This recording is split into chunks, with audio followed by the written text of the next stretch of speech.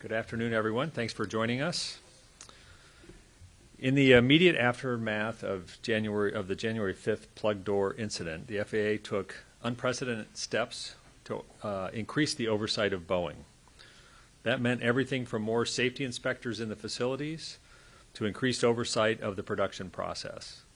Importantly, we capped production of the 737 MAX until these issues are resolved. Today, in response to our request in February, Boeing provided us their roadmap for continuous improvement. We just wrapped up a 3-hour meeting to review it and talk about future implementation. We underscored that they must follow through on implementing corrective actions and transform their safety culture. This is a guide for a new way for Boeing to do business. The FAA will make sure that Boeing makes lasting changes using all the tools at their disposal. I made it clear to Boeing CEO Dave Calhoun and other senior leaders that this plan does not mark the end of our increased oversight of Boeing and its suppliers, but the beginning of the next chapter. We will not approve production increases beyond the current cap until we're satisfied. Bottom line, we will continue to make sure every airplane that comes off the line is safe and reliable, regardless of how many planes Boeing builds.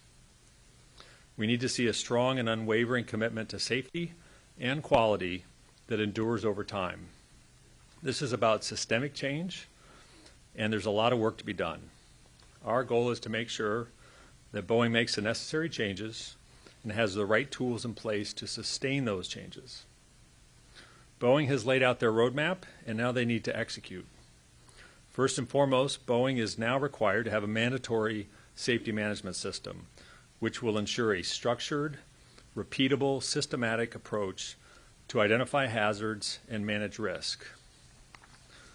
They have also committed to increasing employee training and communication, strengthening the anonymous reporting system that employees can use without fear of reprisal, boosting supplier oversight, making sure that things happen in the right sequence at every step of production, and getting more input from users of the system, including pilots. The FAA will provide oversight at every step of the way in this process. We certify every 737 MAX before it can be put into service, and we will continue to do so. We will also provide enhanced oversight of Boeing and its suppliers. Practically speaking, this means more safety inspectors in the Boeing and Spirit facilities, more feedback from company employees to gauge the effectiveness of change, additional inspections at critical points of the production process, and monitoring metrics to identify areas of concern. Safety is a team sport. Everyone has a role to play. Boeing must do their part, and we will be there to make sure they do that. I appreciate you being here today, and I'm happy to answer some questions. Bless you. Can you say why this plan is not being publicized by either you or Boeing? Is it for proprietary reasons? I mean, it does have safety implications. It's my understanding that Boeing is going to publish details about the plan and make those available. Yeah.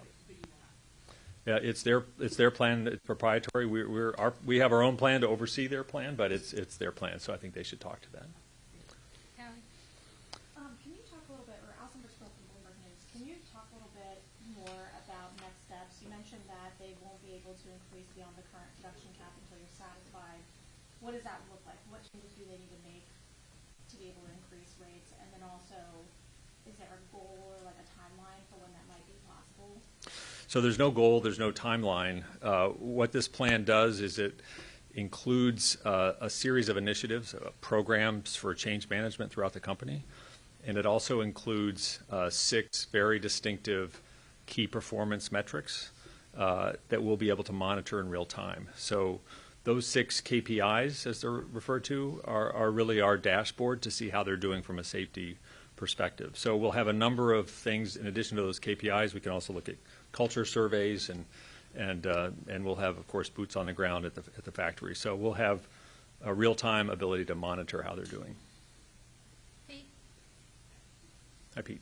I think that the flying public comes at the media line and asks, are Boeing airplanes safe? I'm sure they ask you the same thing.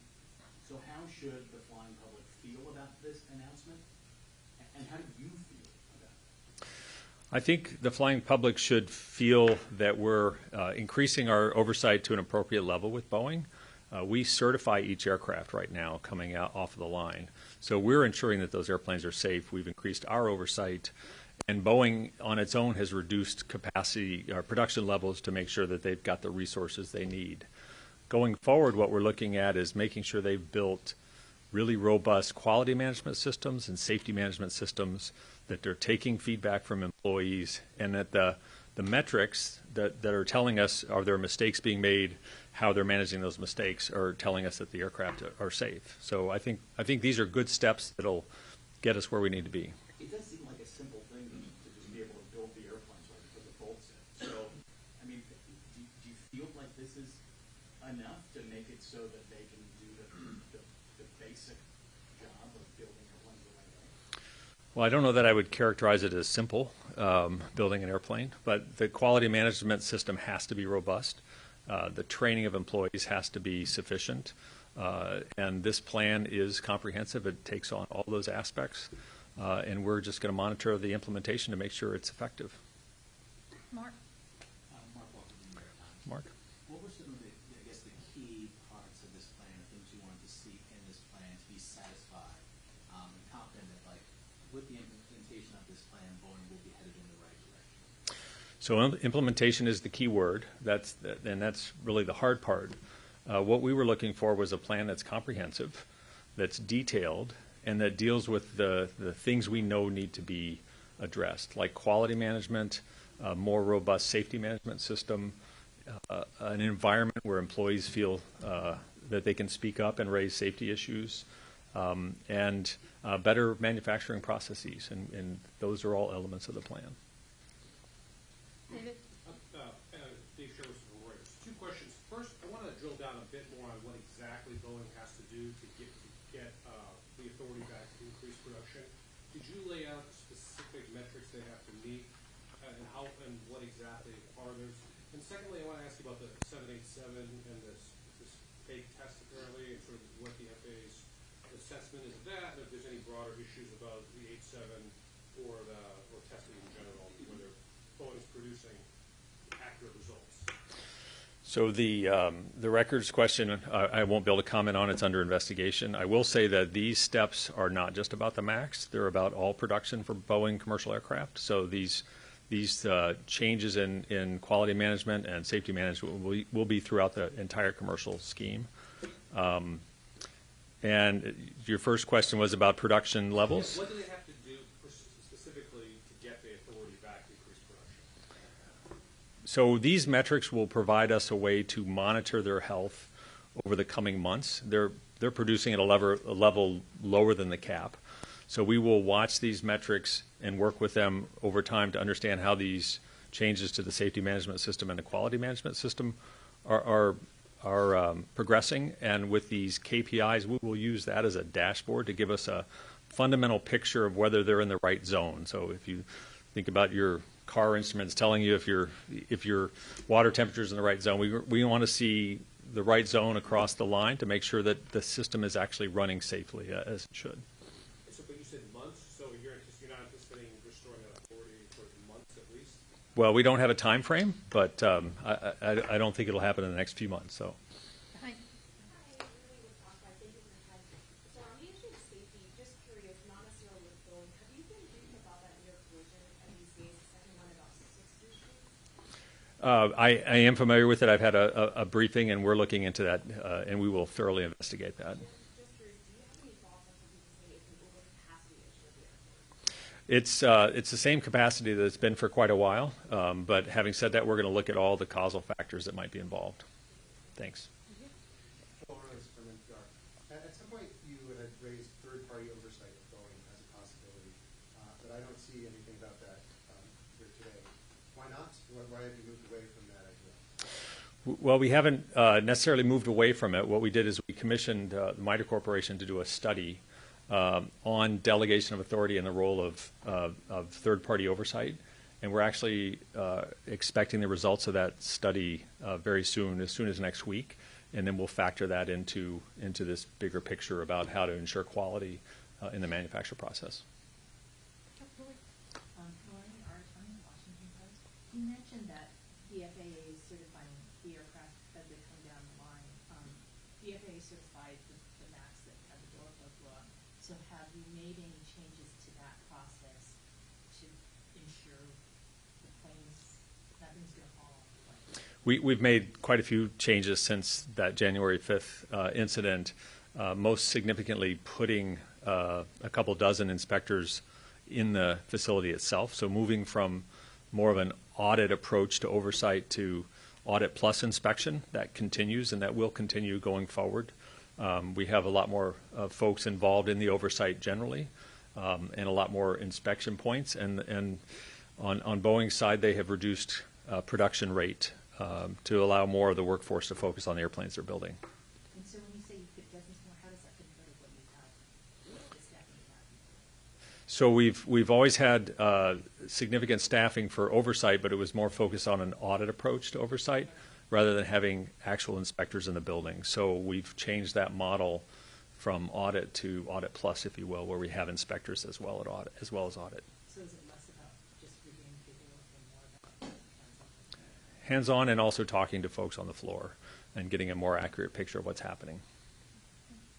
Sam Sweeney with ABC, just following up on her question. So you will have inspectors physically on the airplane looking at it, and had you had this system in place before January 5th when this plane was produced in the fall, you would have caught that? Well, it's hard to speculate precisely, but certainly having inspectors on the floor gives us much better insight to what's actually happening on the floor. And the event of January 5th has highlighted some deficits in the quality and safety management systems at Boeing. And so we've got a pretty big focus on it, ensuring that those change before we increase production. And you're going to meet with Boeing every week, or senior staff will meet with Boeing. One, was that the FAA's idea, or was that Boeing's idea? It seems like a lot. Do you have confidence in Boeing? We are going to continue to have the constant engagement that we've had. So a weekly meeting is the minimum. We're going to have people on the floor virtually every day. I will continue to have quarterly meetings directly with the CEO. So the next one will be in September in Seattle. And we're going to continue that engagement. It won't change now that the plan is in place. It will continue to be an intensive engagement. One more, Lori, and then we need to go to the questions we have online. Can you talk about the tone of today's meeting and how it might have compared to, I know that you had earlier meetings with Dave Calhoun. Can you sort of characterize the tone today, how it might compare to earlier meetings? I can characterize today's meeting as being very much roll up the sleeves and go into a very deep dive into the plan, the various elements of the plan, how things are being measured, how they're being executed. So it was very much a working meeting that ran beyond its allotted time. Hurry, quick. On United Airlines, there's been some confusion about what the FAA is allowing United to do in terms of increasing flights, adding pilots. Can you clarify what the status of your review is and what United can and cannot do? Sure. So there was some confusion. I think that was on our part. I'll own that. But we are permitting them to take deliveries of aircraft. Most of those aircraft have been one-on-one replacements for existing aircraft. Some of it has been growth. They have provided us with their growth plan, and we're working with them on that growth plan going forward. We need to go to the back. Martha, can you read out the next question, please? Yes, this question is from Amy Tangle. He is with the Wall Street Journal. What are the KPIs you mentioned specifically, and what are the specific criteria you're going to base your decision to lift the restrictions on 737 MAX production, and to what extent has Boeing met those criteria right now? So the KPI, the specifics of the KPIs we'll leave to Boeing. They have created these KPIs, and I know they're planning on releasing additional information about their comprehensive plan. So we'll let them give more detail about the KPIs. We have not yet set specific metrics or numerical targets for growth, but now that we have the plan and we are seeing the outputs on the KPIs, we will follow that closely, and as we go through the next few months, we'll start to define what we expect in order to allow additional growth. And as a follow-on question, are there any recommendations in the safety culture review report that Boeing is declining to act on, and if so, what? Boeing has accepted all of the recommendations in that report. Now we have Dominic Gates with the Seattle Times. His question is, what is your confidence that Boeing at this point has quality and configuration control over its suppliers? So the quality assurance measures that are being proposed include suppliers, and they have worked extensively not just with Spirit Aerospace but other suppliers as part of that process. My confidence level is not necessarily relevant, but we will monitor that closely as we go forward to make sure they're fully in compliance. And now we have a question from David Slotnick with the Business Insider. Can you share a few examples of specific changes as part of today's announcement? What can be done to improve the overall safety culture at Boeing? Well, again, I can defer to Boeing to give some examples. I can say that they have given us some very specific examples of how they have encouraged more people to use their voluntary reporting system, and they're seeing a greater usage of that system, so that's progress. They have been very focused on ensuring that production is done in the proper sequence so that significant components such as the fuselage aren't shipped until they are built exactly within specification, so what they refer to as traveled work. So reducing that travel work has reduced the risk of error. So there have been concrete steps, but again, I'll leave it to Boeing to go into more detail on those. And now we'll take a question from Leslie Joseph. She's with CNBC.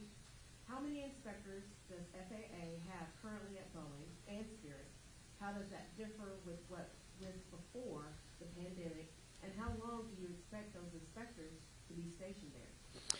Well, we don't have precise numbers. We have a number of inspectors on the ground. We have a lot of people who are 60% devoted to Boeing, but also have other duties. So we don't have a precise number, but I will say it's a significant increase from where we were, and that increase will remain steady state going forward. And we have another question from Andrew Tangle with the Wall Street Journal. Also on the production rates, Boeing has reaffirmed their cash flow target of $10 billion in 2025 and 26, a target that assumes producing 50 737s a month. Will the FAA allow Boeing to produce 50 737s by then, or is Boeing getting ahead of the FAA? Well, I can't comment on their cash flow targets. I can say that they have not requested relief from the cap, and we have not even had preliminary discussions on that point. So right now we're focused on these metrics and watching their performance, and we'll see when the time comes when it's time to raise that cap. Okay, I think that's it for the questions online. One more time in the room. Anybody? Yep, David. When you give them back the authority, assuming you do you anticipate doing it gradually, lifting the cap entirely, or sort of a slow ramp up, or something up to that effect? Haven't really given that much thought. I think once we get down the road, we see what these KPIs look like, how they're doing on implementation, we'll make that call as it comes. And just a quick follow-up question. The company that you said you hired to do the review of their company oversight, what was that name? It's MITRE. It's a federally funded research company. Sam? Yeah. You met for 3 hours today. I know you said you rolled up your sleeves. Can you just give us a few more examples of what you chatted about for 3 hours? And was this a presentation? Was this a back and forth? And did you have any concerns? So this was really Boeing's meeting to present the comprehensive plan in detail. It focused around an extensive PowerPoint presentation that broke the plan down into segments. So a lot of time spent on SMS, a lot of time spent on quality assurance, a lot of time spent on employee engagement, on training, on hiring, all the elements of the plan in some detail, how they'll be measured. So it really was a deep dive into what we had asked for, a comprehensive plan. What surprised you most? No surprises. Okay, folks, that's it. We got to go. Thank you. Thanks, everybody.